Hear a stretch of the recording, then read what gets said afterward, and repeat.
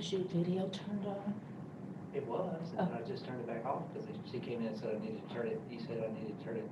Turn it, no, Oh. keep it on so Oh. we can pin We you. couldn't see it before, but you got your video on now.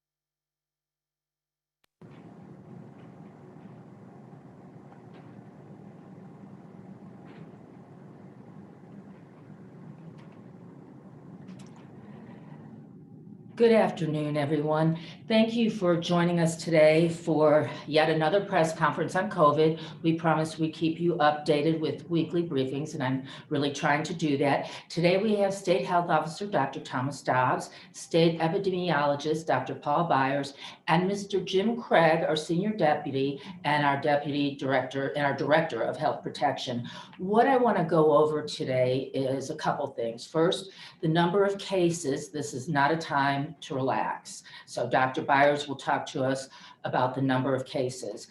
Dr. Dobbs will then talk to us about vaccine allocation. You all have a lot of questions about the vaccines and how they're distributed, and it does get kind of complicated. So I think we'll try to simplify that for you all today. And then finally, Mr. Jim Craig, who handles all of our county drive-throughs and does an excellent job. We're very proud of those drive-throughs, and we get a lot of good word about those, and we're very appreciative of the Guard and all the MSDH folks, everyone that helps make that a reality. We want to talk about that.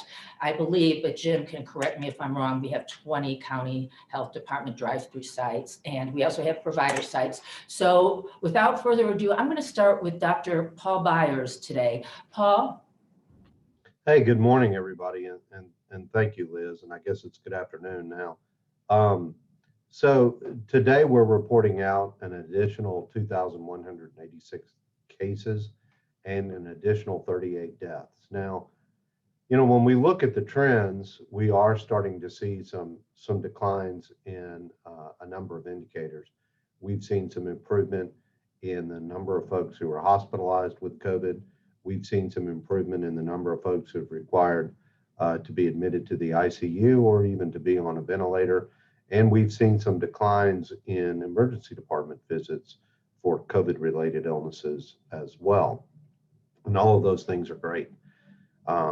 But when we think about where we are compared even to the very large surge that we had over the summer, which seems small in comparison with what we're dealing with now, we are still seeing a lot of cases. 2,000 cases in a single day reported out from the health department is still indicative of widespread transmission throughout the state. And we are still seeing a lot of deaths. Obviously, in December, when you look at the numbers for the deaths that actually occurred during the month of December, not reported out, but actually occurred during the month of December, we reached over 1,000 deaths in December. To date, in January, we have reached almost the same number, 935 deaths that have occurred in January to date. And we still have a couple of days left in January.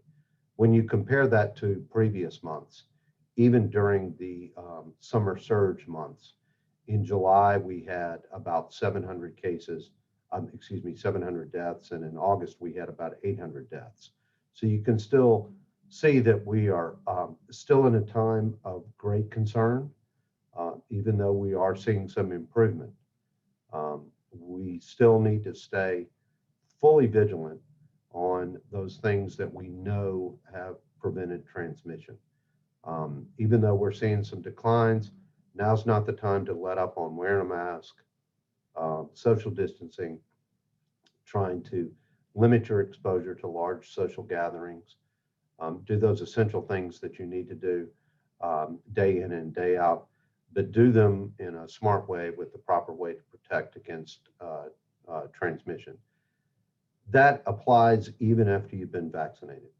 We want individuals, even after you've had 2 doses of vaccine, to continue to wear a mask, continue to social distance. Remember, we've done a lot of vaccinations in the last couple of weeks. But when you look at that, it's about 200,000. And when you compare that to the population of Mississippi and the population at risk in Mississippi, we still have a long way to go to achieve population immunity or herd immunity. So we want to continue to do everything that we can to prevent transmission, and that includes wearing a mask. And Liz, I'm going to turn that back over to you and Dr. Dobbs and Mr. Craig. Okay, thank you, Dr. Byers. Mr. Jim Craig, can you talk to us? Actually, Thomas, I'm going to take you next. We're a little out of order today. Sorry about that. All right, Dr. Dobbs, why don't you talk about vaccine allocations? Yeah, thank you, Liz, and thank you all for being here. Just to sort of kick it off, we're by and large very pleased with the vaccine rollout as it stands right now. More than 200,000 Mississippians have received a first dose of vaccine. We've given well over 225,000 total vaccines if you include second doses. We've got a pretty good rhythm going on right now, and we've got great partners. I'll tell you that the drive-through clinics, and I'll let Mr. Craig go into more detail in a moment, but the drive-through clinics are working well, and he's devoted a lot of time making sure they run smoothly. That does consume about 30,000 doses per week to the locations that receive the vaccine for the drive-throughs. Beyond that, we depend upon our local clinical hospital partners to make sure that they get the vaccine to their communities. And every clinic, every hospital approaches it a little bit differently, but we're working very closely to make sure not only that they can get it out efficiently and effectively, but also in an accountability sort of approach such that we can keep track of how much they're using and how quickly they're using it, so that we can make sure that it's efficiently distributed geographically throughout the state, but also to address underlying health disparities, whether that's because of geography, whether that's because of income, or whether it's because of race or ethnicity. When we look at the number of vaccines that we get, usually we've been running around 37,000 doses a week. And the overage that was not used by the drive-through sites was shared with our partners. We are very excited and fortunate to share with you that we will have additional vaccine available for the next week. And there are several reasons for this. First and foremost, we were able to reclaim about 9,000 doses of Pfizer vaccine from the long-term care program. In collaboration with the governor's office, we've been working with CVS and Walgreens to determine the excess of Pfizer vaccine that they had in their inventories that we were able to pull down. And so that'll be available for use next week. In addition, we were given additional vaccine from the federal government. As anticipated, they have told us we can expect about 16% increases over the next few weeks. And so those combined, we should have an additional 15,000 doses or so just from those two sources. And we're working to make sure that we get that quickly into the arms of eligible Mississippians as we go forward. Just one thing I will say also, we've done a really good job about getting it to folks who are at risk. If you consider residents in Mississippi who are 75 and older, over a third of our residents in that age group have received vaccine. So those are successes we want to build on. We did add a significant number of first dose appointments for the second week of February. So if you're eligible and want to get vaccinated through one of the county drive-through locations, please go to covidvaccine.umc.edu. Additionally, we do have second dose appointments available. They should be available for everyone who's had a first dose already. And we have the system worked out now that after you get your first dose, you should be able to schedule your second dose immediately thereafter. So that's all I have to share for this moment, and we'll answer questions shortly, and I'll kick it back over to Liz Charlotte. Thank you so much, Dr. Dobbs. Did you want to explain, sir, before we go to Mr. Craig, about the long-term care facility allotment, that's different from the 37,000?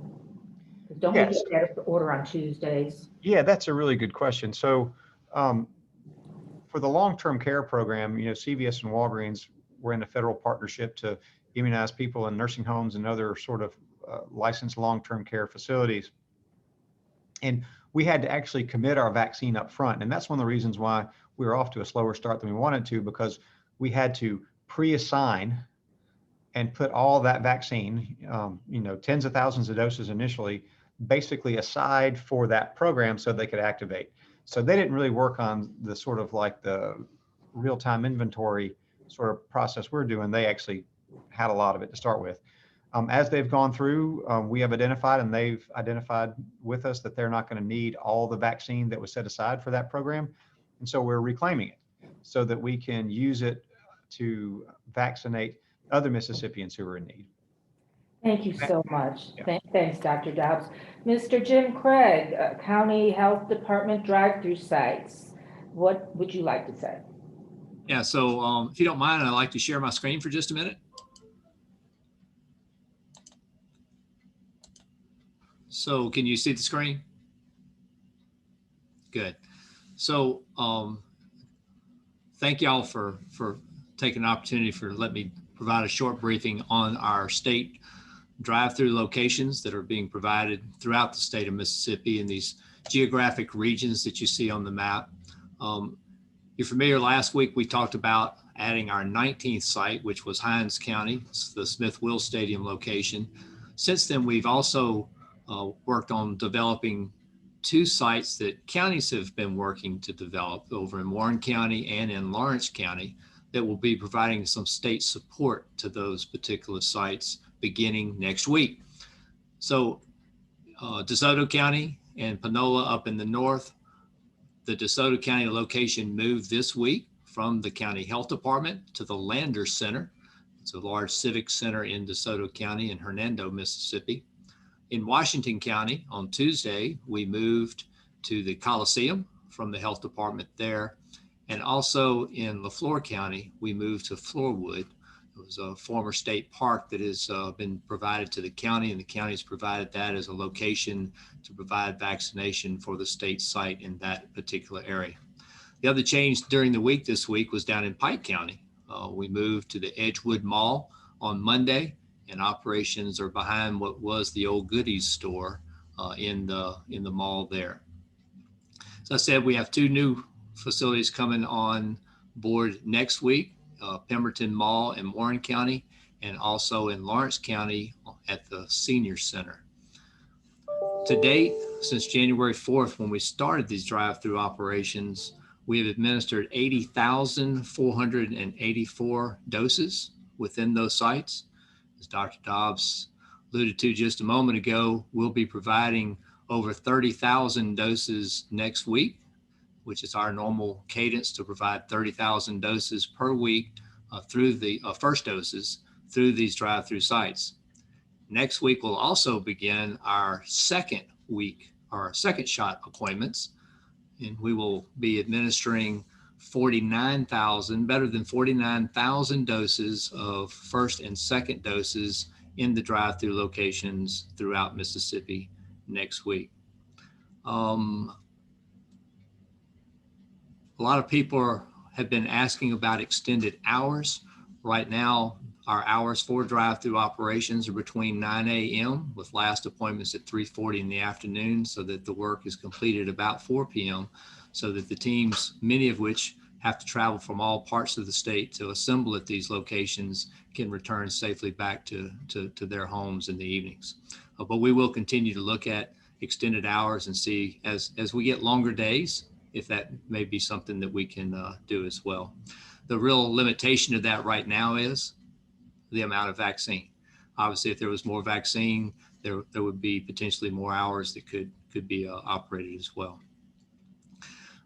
As you note, we strategically placed these drive-through clinics throughout the regional concept so that we would have vaccine available throughout the state of Mississippi through the drive-through operations. We are contacted by a number of counties, boards of supervisors and others, about additional drive-through locations in their counties. We worked this week to develop some guidance to provide to those counties to let them know all the things that would be necessary if they want to operate a county location for vaccine.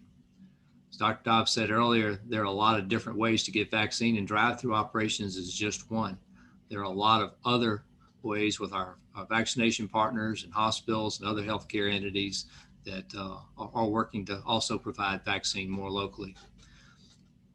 A question we get quite often is, well, if I want to have a county site, is it just people from my county?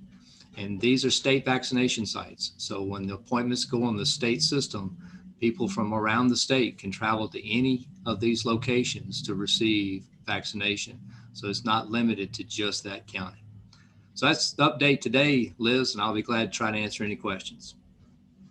Thank you so much, Jim. Appreciate it. Let's go to Ross Adams.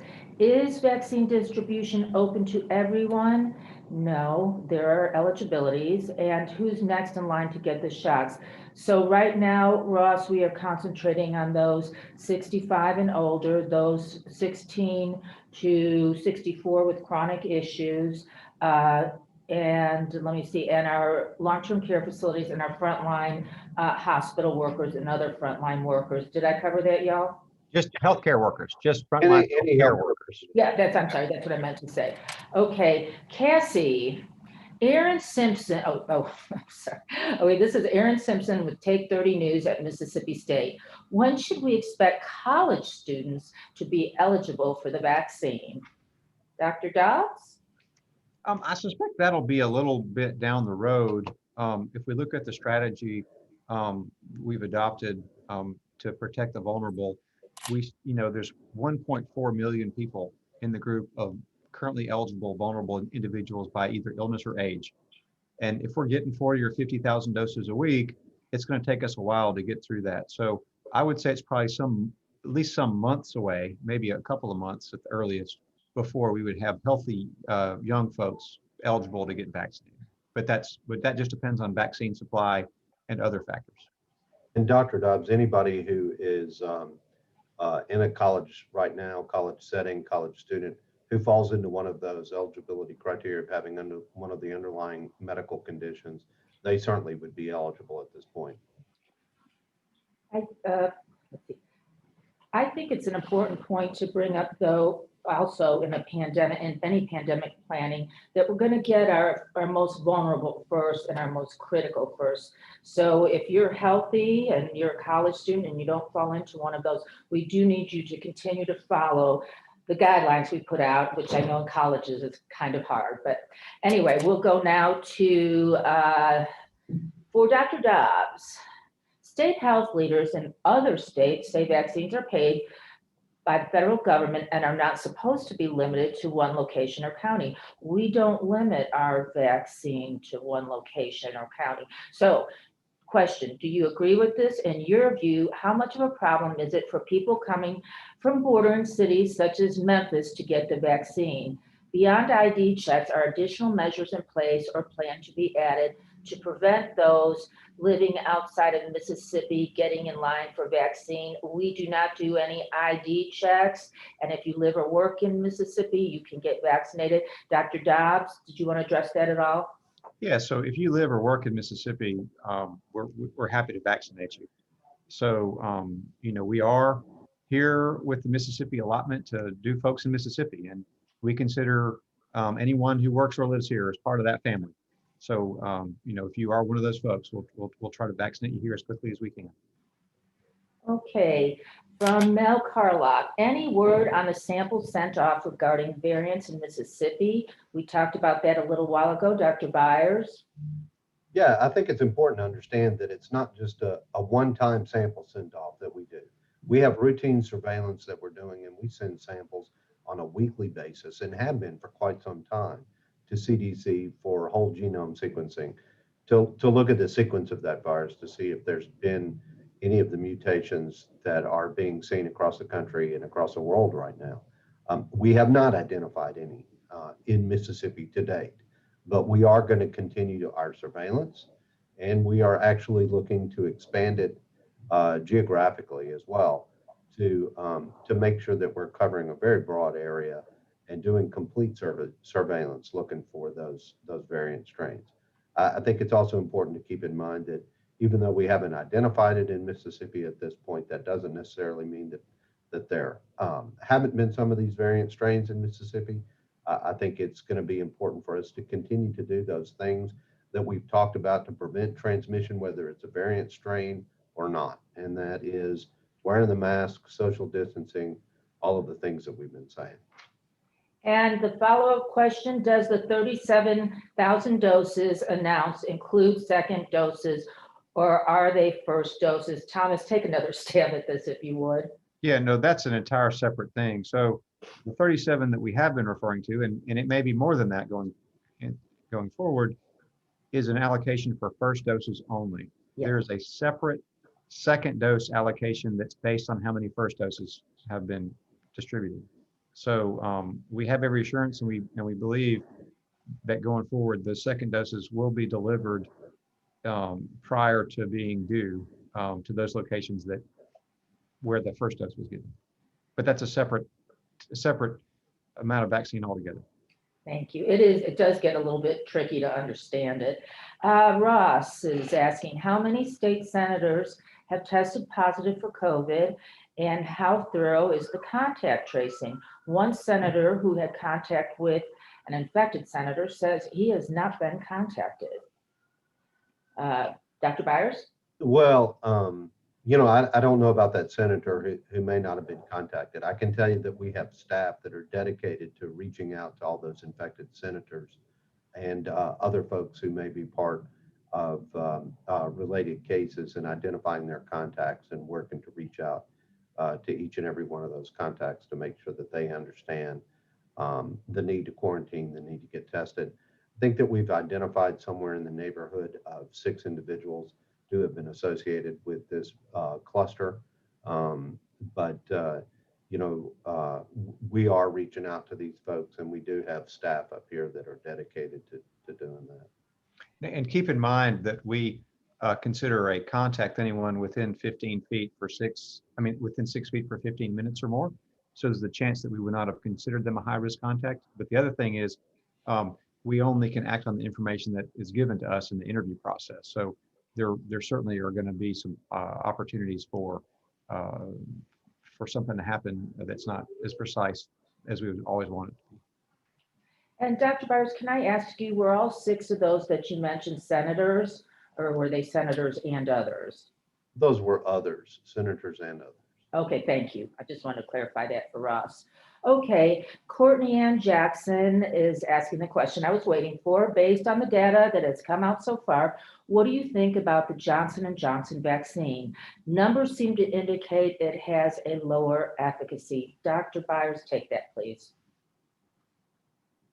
I don't think that we've had an opportunity to see all of the data yet, and I think that's going to be the big piece. We're going to want to be able to review that data and really make some decisions.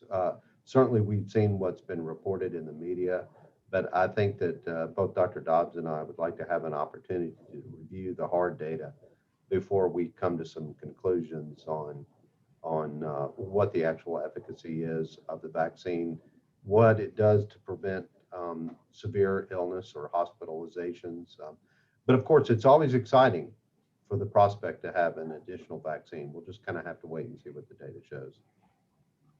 Thank you. Mr. Jim Craig from Brad Broders, do you anticipate having drive-through vaccine locations in all 82 counties? And if so, what is the goal for that? Also, Jim, I think it'd be good to explain the challenges of setting up one of these drive-throughs and why we've changed locations and that kind of thing. So could you take that, Jim? Sure. No, I guess the expectation is that vaccine would be available to everyone in Mississippi in a number of ways. Some of them will be through the state drive-through locations like we talked about a little bit earlier. Some counties are exploring and have contacted us about wanting to set up their own drive-through location. And as I said earlier, we're working to develop some additional information. We have some guidance out there for them now, maybe even a system with some of the site reviews so that they can set up a pretty effective and efficient system. I think ours is working well, and we love to share the success story with our county friends. But there are a lot of challenges, and one of the main ones is finding enough medical staffing to go do a drive-through operation, let's say at a hospital. While we have hospitals that are still seeing quite a few patients, COVID and others, freeing up those resources to come work drive-through is a little problematic in many of the counties. So there's been different strategies. I've been to about 6 or 7 counties in the last 2 weeks that are looking at drive-through locations, and each of them have some unique challenges that they're working through. It's not really simple to set up a drive-through operation and to be able to staff it on any type of consistency. And we don't know whether there'll be enough vaccine to support, a very robust operation in many counties. So I have also heard, though, in working with hospitals and other healthcare providers, some of the allotments that they've been receiving through the clinic program into the county have been working really well. So if they have something that's working really well in the county to get vaccine in arms, then maybe they don't need a drive-through operation. But if they do want to put in a drive-through operation, we have been trying to assist them at where we can. Okay, thank you, Jim. Courtney has a question. It was mentioned yesterday that you expect to start finding out with more advance notice how many doses are coming to the state each week, and that should help with better planning. That also seems important for the community partners that may be receiving doses so they can work on scheduling appointments and using vaccine quickly. How much advance notice are you anticipating for knowing the allocation numbers each week? Thomas, why don't you explain that again, if you could? Yeah, so we haven't seen that advanced notification yet, really. I mean, we do get several days ahead a forecast, and then usually on Thursday they say this is what you can order. That's kind of how it was this week, and we'd love to see a longer forecast, right? Which is good, as long as that forecast is accurate. I know I have seen really mostly in the press that that's the plan. Dr. Byers may have some more specifics on when we think we'll be able to have a longer term forecast. And Dr. Dobbs, we've heard essentially the same thing, that a longer forecast is coming. We hope to see that soon, but we have not gotten a window into what those future allocations will be at this point.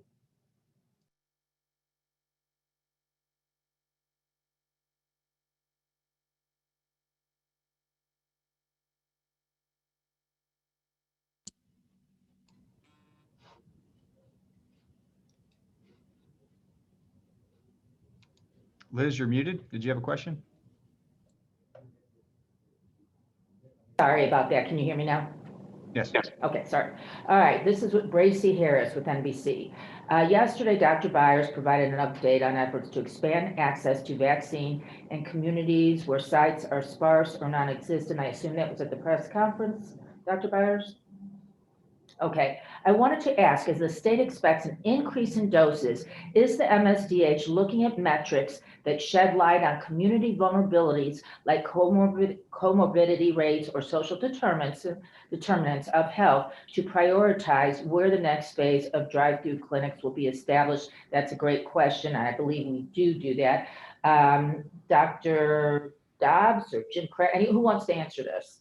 Well, I'll just say that, and I'll let Paul go into the details, but we did start off with trying to balance out vaccine based on population and where there were imbalances. And then we are looking at metrics based on age and other factors by region, but that doesn't mean it's going to be a drive-through site, right? It may well be partners that we're trying to work with who already have established connections within the community. But Paul and his team have been doing a lot of work looking at those region by region, county by county metrics. And so, Paul, if you want to talk about that. Yeah, and thank you. One of the things that we're looking at is what is the estimated at-risk population by race, by age group, by other social determinants, to try to get an idea of what kind of penetration rate we're having with vaccination of those vulnerable groups by the counties. And I think Dr. Dobbs is right. It may not be a drive-through clinic, but what that can do is help us direct those allocations to our external partners as well, so that we're achieving vaccination of those folks who are within those groups. And we'll have to watch that over time, and it's going to be fluid. It's not going to be a static situation, and we're going to start out one way and then watch what the numbers do, and we may have to change as we move along. Paul, can you also do me a favor for those who may not know? I'm assuming folks do, but what can you define comorbidity and social determinants? So the biggest thing that we're looking for with the comorbidities right now are those individuals who are 16 to 64 who have one of those underlying health conditions that CDC has identified that may put them at risk for complications from COVID if they were infected that could lead to hospitalizations or deaths. And those are things like, cancer, diabetes, heart disease, lung disease, some immunocompromising conditions, kidney disease, individuals who are obese or morbidly obese, individuals who smoke. Those are all characteristics that have been identified as having an at-risk outcome from infection. And we're also looking at age groups. We're looking at racial breakdowns because we know from our own data that there have been disparities among the races in deaths and in cases. And we know that our African American communities, as well as our American Indian communities, have been hard hit by COVID in the state. And that's a vulnerable population. And we want to make sure that those folks who are eligible within those racial and ethnic groups are vaccinated. Thank you. And will you explain what social determinants of health are? So the social determinants of health can be several different things, but a lot of times they are maybe racial, they may be socioeconomic.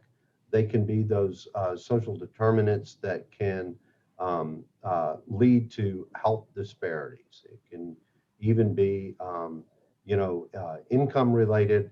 It can even be related to whether or not you have access to healthcare within your community.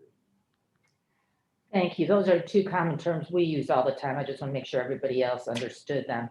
So Anne from the Meridian Star, the number of reported COVID-19 vaccinations in Lauderdale County has remained at 1,375 for several days, according to the MSDH vaccination report.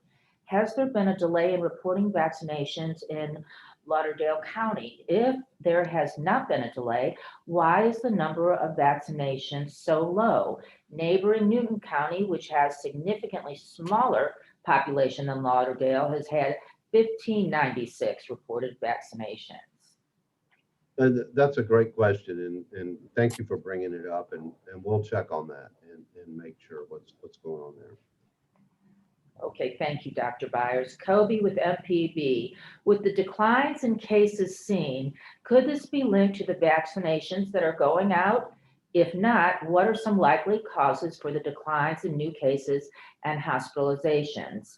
Dr. Byers, do you want to take that again? Well, I can take a swing at it, and certainly I'll let the other folks jump in as well. I don't think that we've done enough vaccinations to really impact a decline in our overall case counts and deaths at this point. I think partially we're coming out of the holidays. We knew that we were going to have a big surge over the holidays where folks got together in a lot of social activities, and certainly I think that that led to the surge, and we may be seeing some decreases from that as well. I think that we're also going to, over time, see some natural increases and decreases in the case counts. I think it's going to be dependent upon us to do those things that we know have limited transmission from our own experience. And that is when folks buckle down and start wearing masks and social distancing, we do see a decline in cases. And I think we've seen it repeatedly as we've gone through these last several months that when folks are really paying attention to that, we start to see some decreases in the cases. And I would hope that we're starting to have some buy-in from that, and that's leading to some decreased cases. But I'll turn it over to the other folks to jump in as well. It's kind of hard to think that we would have seen a substantial decline in cases based on vaccinations, although we might be expecting to see a decline in morbidity, mortality in vulnerable groups, especially older folks, and in long-term care settings. So we expect that's where the first benefits will be noted. But I agree that any declines we've seen, it hasn't dropped near enough. Keep in mind, 2,000 cases a day is not acceptable. But it's people's individual behaviors that make all the difference. Jim, did you have anything you'd like to add to that? No, I think they covered it very well. Thank you. Okay, so I think this is a follow-up from Kobe. As hospitalizations are going down, is this helping hospitals with their caseloads? Just a few weeks ago, some crisis care measures were being used, but are many of those still ongoing because of the decline in the hospitalizations? Who wants to take that? Yeah, I'll answer. So, we did a couple of things when things got really tight, and we knew they'd get tight. I mean, again, the math is very easy. When you have a lot of cases, you have a lot of hospitalizations, you have a lot of deaths. And we actually had some modeling we did that was pretty darn accurate and what our volumes were going to be. So we did limit certain elective procedures, and that order expired Monday. But we still do have our system of care rotation in place that makes sure that people who live in rural areas or people who can't get access to a certain service in the hospital they're in can get transferred, even if the hospital they're going to is technically full. We're looking at when the time is to pull that off. One of the challenges that we've seen is as the COVID numbers have dropped, the non-COVID ICU patients have increased, and the hospitals are still pretty full. It's just not as much COVID as it used to be, but that certainly does help. And I'll tell you, our hospitals, our nurses, our doctors, our respiratory therapists have done an absolutely amazing job. It's the story you don't know about, what they've gone through, that they have doubled their capacity, that they put 2 patients in an ICU bed, that they've turned their ERs into ICUs, and have just learned how to manage it with existing resources.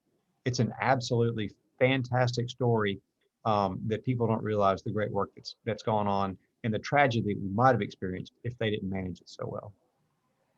Okay, Jim Craig, let's throw this one to you from WMC Action News 5. Since opening more drive-through vaccination sites, have you noticed more people in the Black community getting vaccinated? I think the data shows right now that, at all vaccination locations, not even just the drive-through, that, 15 to 16%, which is not where it needs to be in the state of Mississippi. So there's a lot of work left to be done. In the drive-through specific, I think we see a similar statistic. It's probably not even quite 15%. Okay, thank you. The New York Times is asking, I think we've kind of answered these, is Mississippi intentionally saving some of the vaccine doses it has received? The answer to that would be no. Rather than administering as many each week, we put the shots in the arms. Is that not correct, Dr. Dobbs? Yes, as soon as it gets on our order, on the system to order, we try to order as quickly as we can to leave a net volume of 0. That's right. We are not holding back. We want to get shots in arms. Also, I think you mentioned the allocation that we were taking from the pharmacy this week was about 9,000? Right. From The CVS, pharmacy program? the Pfizer, we pulled back about 9,000 doses of Pfizer. Okay, thank you. Ross is asking, and I think we've addressed this too, but Jim, I'm going to have you take this. Why did it take so long to open a drive-through clinic in Jackson-Hinds County? And is that one reason why so few African Americans have been vaccinated? Jim, why don't you start with this? Because you know the difficulties in setting up an operation.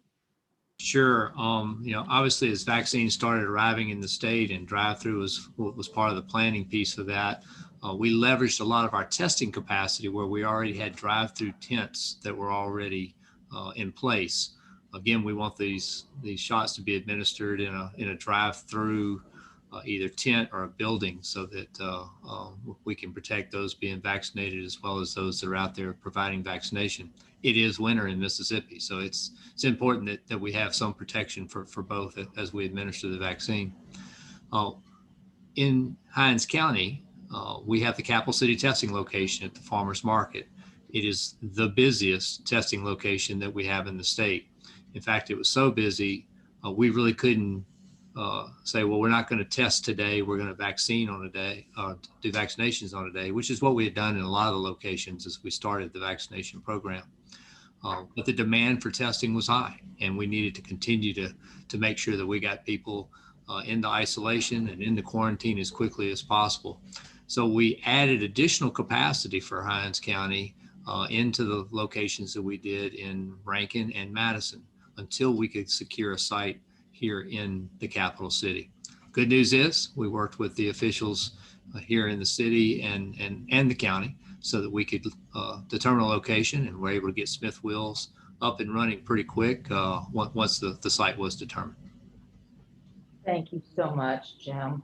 Keisha, I think we have answered your questions about Johnson & Johnson and allocations increasing. Write me back if you didn't get what you needed from prior discussion.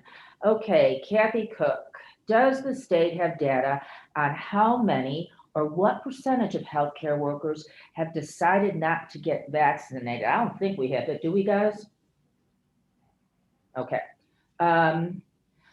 Okay, this is from WJTV. Where have much of the COVID outbreaks happened in Mississippi? Is it prevalent in nursing homes, jails, schools? I think we've had them in all areas.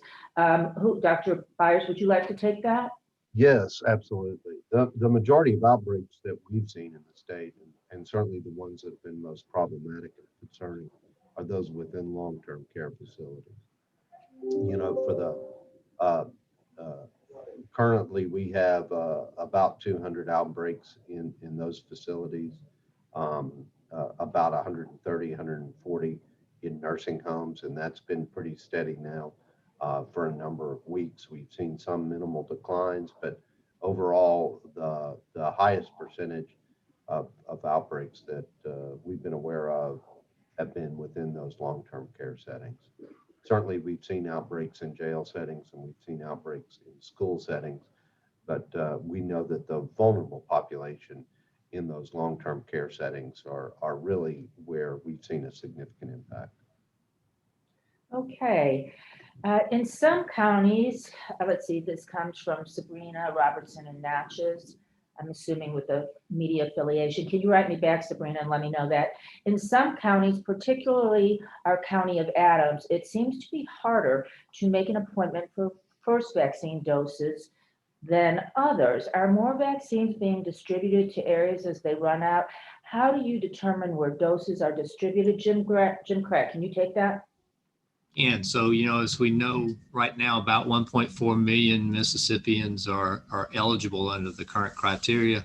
And then we know what the population in each of those regional areas were that I showed a little earlier. So the original piece was, you know, kind of based on population a little bit, that we were pushing vaccine out to that capacity. That, as we look at the 1.4 million that are eligible, we're trying to make sure that the doses are appropriate for those eligible in that region. So in the coming weeks, there may be some adjustments in those areas to make sure that we have more vaccine in various areas of the state. A lot of the original work was also dependent on the resources that were available in those areas. Some locations we could only work a certain number of days a week in the facility. Some facilities gave us the facility for all time or for an entire week or a longer period. But Adams County is a great site. I don't see why we would have any problem if we just have more vaccine, making sure that there's more opportunities there. Yeah, we people have to remember that demand far outweighs the supply, and we're doing the best we can to juggle. Keisha and Brad, two different media entities, are kind of asking the same thing. Will the expected increase in doses next week make more appointment slots available? One would think yes. Am I not correct about that, Jim Craig or Thomas? No, we're committed to our 30,000 a week of new first ones. And the plan right now is to use those additional doses to augment and support our partner organizations who are clamoring for more vaccine. We have a lot of partners who have proven that they can effectively get the vaccine to populations in need quickly. So right now, the plan is to use that additional vaccine to meet the demand that exists for our highly productive partners, to also make sure that we can cover gaps both in geography and by race ethnicity. Yeah, that's my bad. The extra goes to the providers, which are on our website. Okay. All right, that's my mistake. I apologize. Let's see. This is the Wall Street Journal. Are there appointments currently available for people seeking first doses? If not, when are those slots expected to open?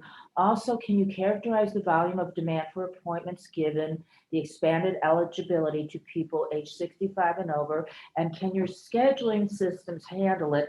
So we do have a scheduling system in partnership with UMC. And we do have first and second doses available. Dr. Dobbs or Dr. Byers, would one of you like to take that? We did add a bunch of first dose appointments today for the second week of February. So we'll be perpetually adding them. They just get consumed very quickly because of the demand, right? So as we go forward, we will continue to add, first dose appointments. The second doses are just paired with the number of people at a first dose. So that's, it's a pretty easy calculation there. And we will continue to add them as we go forward. But yeah, so as we did open up our eligibility pretty broadly, even especially if we consider what other states are doing in our local area. And the demand has been phenomenal. I mean, in a way, it's a great thing because we see that the vaccine acceptance has been really great. The challenging part is those are people who need and want to get vaccinated who can't have access to it immediately. But we're working as quickly as we can to get every dose of available vaccine out there for folks who need it. But it's going to take a little while. Okay, thank you. The Sun Herald, with many 75 and older people with severe underlying conditions still waiting to get a vaccine, especially those with barriers to access and information, would you recommend those who have more minor underlying conditions wait a little longer to try to get a vaccine? Let's answer that part first. Dr. Byers?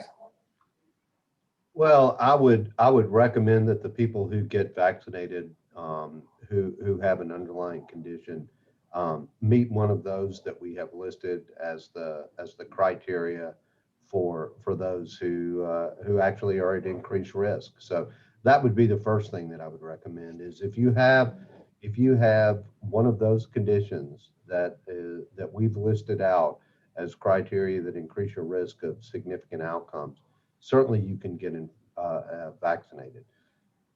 We do want to make sure that our folks 65 and older, and especially the 75 and older, get vaccinated. Those are the individuals where we have seen the most significant mortality. That's where we're seeing the deaths, and it is vitally important that we protect those individuals. But we do have eligibility criteria out there for folks with underlying chronic medical problems. I would just recommend that we adhere to that list right now. Okay, thank you, Dr. Byers. And Dr. Dobbs, follow up. What would you say to those who are not eligible but still trying to schedule an appointment by saying they have a medical condition? Well, it's dishonest and immoral to lie to get a scarce asset. So I think most Mississippians would reject that type of behavior. I think that by and large we're a strong and honest people, and that's a lie. It's dishonest, and you're taking something from someone else who really needs it. So can we prevent people from being fraudulent all the time? No, we cannot. Can we expect people not to be fraudulent? Yes, I think we can, and I think that that's almost certainly going to be the exception more than the rule. We hope so. Let's see, Ross Adams. Well, let me go back. A bunch just came up. Okay, Lauren is done. Okay, so Ross, I think we talked about this. The total increase in doses the state is getting next week compared to previous weeks. Didn't we cover that, Dr. Dobbs, with the 43,000 and the extra going to providers? I believe so. Okay, all right. Thank you. Courtney from WLBT, quick clarification, the 43,000 number described in yesterday's press briefing with the governor and that we have mentioned today, is that including the 9,000 reclaimed from the LTC program, or this in addition to the 43? Thomas, one more time, let's run through this. No, I think that includes the 9,000, Paul, isn't that right? If I just kind of, that should include the 9,000 pullback. It actually is, 37,000 is what we've been getting as our routine allocation. Our allocation did increase to 43,000 this time, and we do have the additional vaccine that we've reclaimed. So an additional 9,000 doses on top of that. Okay, and where would those 9,000 doses go? Those will go out to the same mechanism that we're distributing our vaccines now, to support our drive-through clinics and to give to our partners. Okay, thank you very much. Okay, let's see. Bracy from NBC. The Department of Health is engaged in work to address vaccine hesitancy in communities of color. Healthcare workers I've spoken with say that's one part of what's needed to close the state's racial gap in administrations, while the other part is increasing access to the vaccine in historically underserved communities. Can you provide an effort on where actual distribution efforts, such as pushing the vaccine out to Black physicians? In the past, Dr. Dobbs has mentioned the importance of the trust they have built with the patients, still stands. So I can tell you that we are running spots on TV and radio and social media aimed at those folks of color or other language challenges. So those are running now, and we've actually done a lot of things with the Black physicians as well. So Dr. Dobbs, we just had the historically Black colleges and universities leaders come, didn't we? Yeah. So we're trying to look at it from multiple levels. I think you hit on that. There's two big issues, right? There's an access issue and a trust issue, and we're trying to address them both with different strategies. We have a health equity team that's been integral in our COVID response, and we've been helping them. They've been helping us lead the charge. We've worked closely with historically Black colleges, universities, faith communities frequently, and I'll be heading out to meet with Reverend Young next week. We are obviously trying to get them to clinics and locations where we know that African Americans, whether it's some of the private docs, but also the community health centers, have access to vaccine. We've done focus groups. We have a trust survey that's out that we should get the results back pretty quickly. That will help us understand where we need to go. What recently I've heard is that the balance has changed, and it's really actually the access is a bigger issue than the trust. I think as time, people have become a little bit more accustomed to it. And so it's going to be a challenge. And we're going to, use our Black community leaders to help give us ideas and understanding. But we will try to address both of those as aggressively as we can. Thank you, Dr. Dobbs. Sabrina from the Natchez Democrat. Are there any restrictions that prevent the eligible public from crossing state lines for the vaccine? So we say if you live or work in Mississippi and meet the eligibility requirements, that we will vaccinate you. Would anyone, Jim Craig, would you like to add anything to that? No, I think that's exactly right. Our scheduling system, that's one of the requirements to make an appointment right now, is that you have to have a Mississippi address for where you work or live. Thank you, Jim. Okay. Hi, Jasmine. I'm glad you joined us. Dr. Dobbs, you said last week you had a planning meeting to reach leaders in the Black community, like clergy and community physicians, to increase trust to take the vaccine. Do you have any updates from that meeting? Yeah. So, and we've probably had more than one since then too. And so we've had a sequence of them.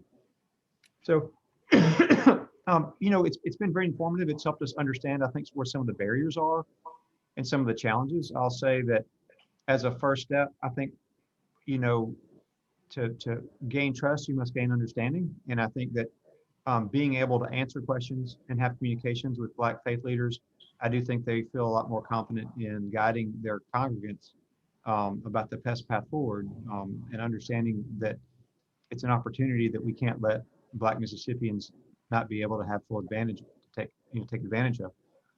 We'll be doing something next week. I don't want to give it away, but you'll see it posted first part of next week. And and I think you're going to see more of us working with historically Black colleges and universities. We've understand that they're really good, trusted brokers in the Black community. So stay tuned. I think we will be making progress, but there are significant barriers that we'll have to bring down to get where we want to be. Thank you, Dr. Dobbs. Let's see here. Anthony Warren with LBT. Okay, I think, Jim, we've touched on this, but we'll touch on it again. How are vaccines distributed to drive-through sites? Is it based on population of the county? Now, I know we've discussed it, but Jim, please go. Yeah. In the beginning, the real thought process was how do we leverage these testing resources, as I said earlier.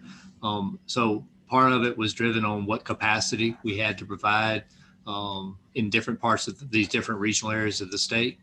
But we tried to also look at the population in that area as we developed it. Again, trying to see if we could make it closer for people just based on population. Knowing that appointments are still statewide appointments. You can travel anywhere in the state. So it really doesn't matter whether it's in that particular county. These are individuals traveling from any part of the state to get an appointment for vaccine right now that are in one of the eligibility criteria groups. Currently, as we move forward and we kind of get a little more rhythm in our first and second shots, we're able to look at the eligibility group in total. And right now it's about 1.4 million, so almost half of Mississippi is eligible to receive vaccination right now.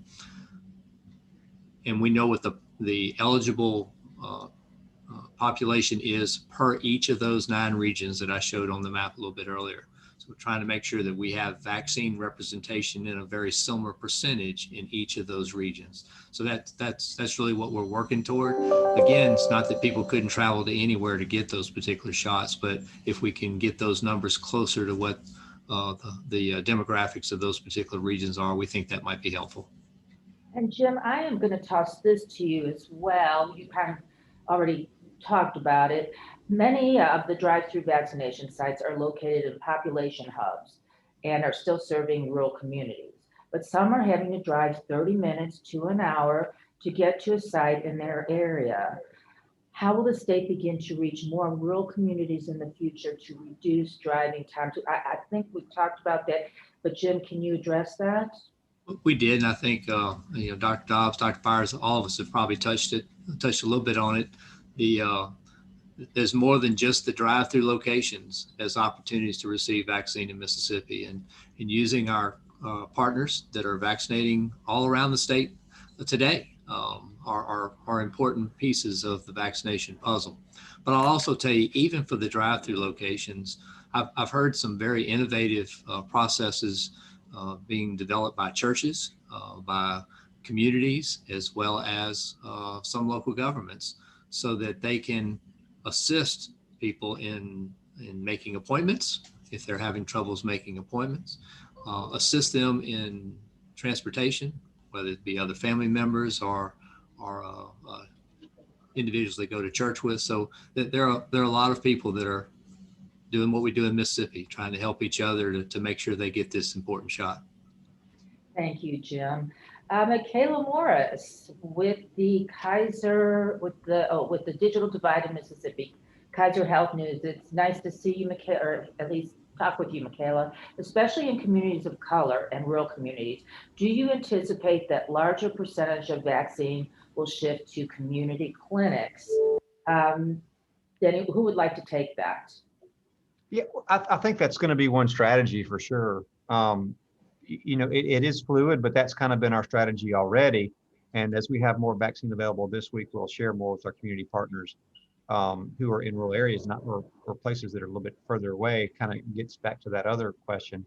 I spoke with Tippah County Hospital and Alliance Health Center and Highlands Community Hospital in Pearl River all this week and many more. And they have their own processes, and they may not be a drive-through, but it may be a walk-through, where they say, hey, I've got 1,000 people on a waiting list. And if you give me a vaccine, I'll call them and get them vaccinated within 2 days. Those are the kind of partnerships we're looking at. Are those on the ground local partnerships, medical communities that can meet the standard of taking care of their community, open to the general population, right? We don't want them just doing people who are enrolled maybe in their health center, and then can also have the accountability to get it back to us so that we can make sure that we can monitor it properly. So we have fantastic partners in the community. I think with the high throughput of the drive-throughs and the engagement with our strong community partners, I think we'll achieve a pretty good balance.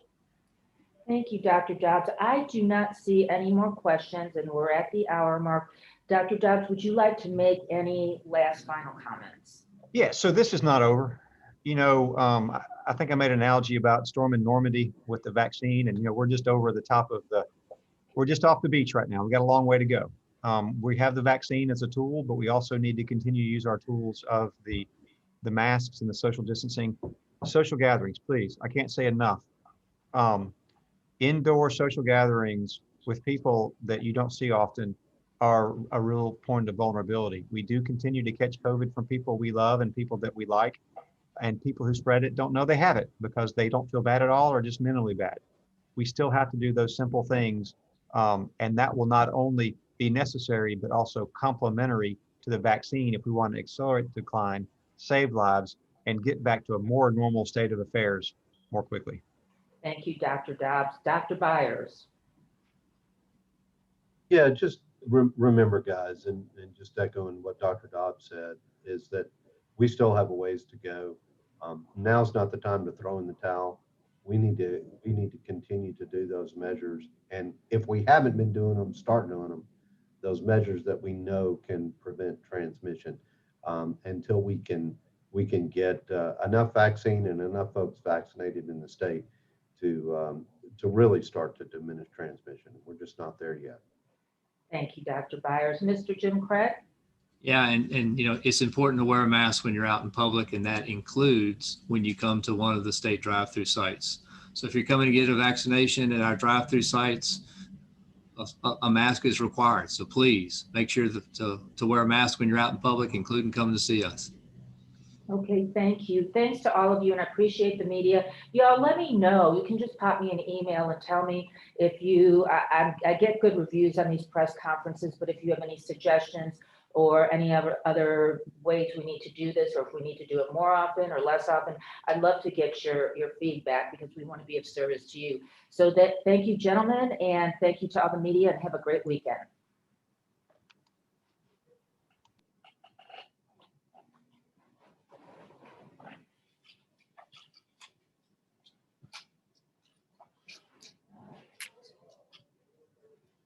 Yes.